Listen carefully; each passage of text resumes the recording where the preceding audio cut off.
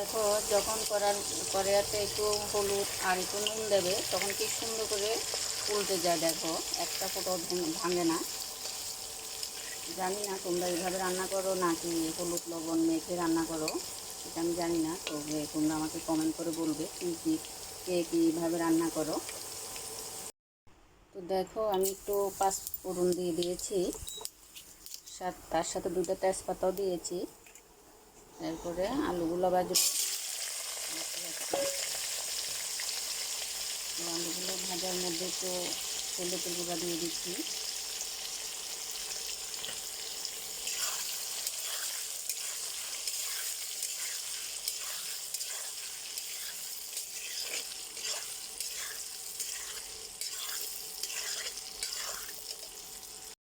তো দেখো, আমার আলুগুলো মোটামুটি ভাজা হয়ে গেছে। এবার কাবলি চনাটা দিয়ে দিলাম।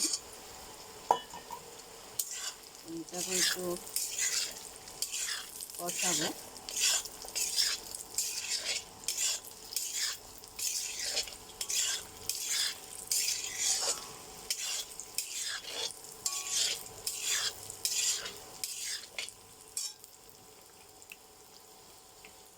তো দেখো, এখানে একটা মশলা করেছি। এটার মধ্যে একটু কাঁচা লঙ্কা, আদা, ধনিয়া জিরে একটু পেস্ট করে দিয়েছি। তার সাথে একটু গরম মশলাও দিয়ে দিয়েছি, একটু চিনিও দিয়ে দিয়েছি, নুনও দিয়ে দিয়েছি। আমার মশলাটা একসঙ্গে আমি করে দিই।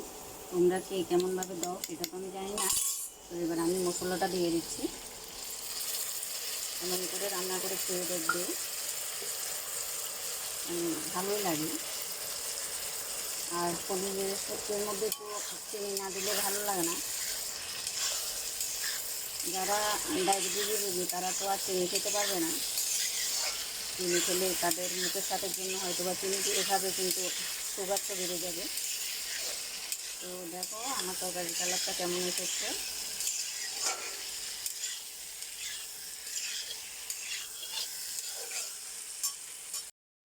দেখো, আমার সবজি কিন্তু রান্না হয়ে গেছে। এবার আমি পনিরটা যে ভেজে রেখেছি এটাই দিয়ে দিচ্ছি। তোমরা যদি ইচ্ছা করো একটু ঘিও দিতে পারো, আমি একটু দিয়েছি। তো কেমন হয়েছে একটু কমেন্ট করে বলবে। আর আমার চ্যানেলটাকে একটু সাবস্ক্রাইব করে দেবে, এটাই তোমাদের কাছে আশা রইল।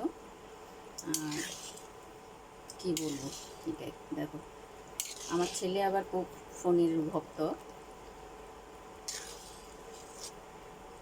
তো ভালো লাগলে আমার চ্যানেলটাকে একটু সাবস্ক্রাইব করে দেবে, আমার পাশে থাকবে, এটাই তোমাদের কাছে অনুরোধ।